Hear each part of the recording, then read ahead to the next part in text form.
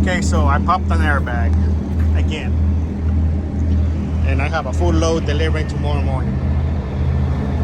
The nearest auto parts or truck stop is Peterbilt or Kenworth is in Austin.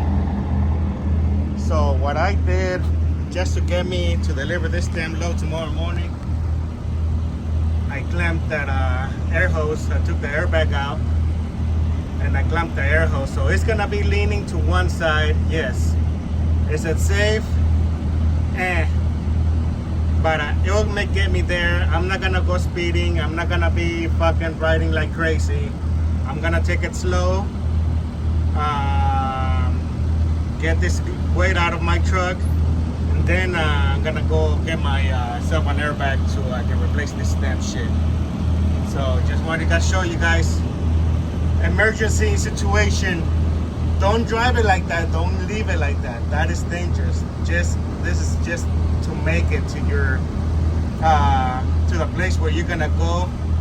I'm only about 20 miles away or so I'm confident that it will hold. If not, well, I'm gonna be fucked. So there you have it.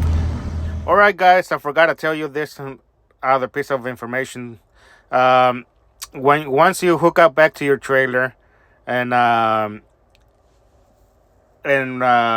lift your landing gear up, go ahead and slide your trailer axles all the way forward. That way you put more weight on the trailer than on the truck. So you want to take that weight away from your truck.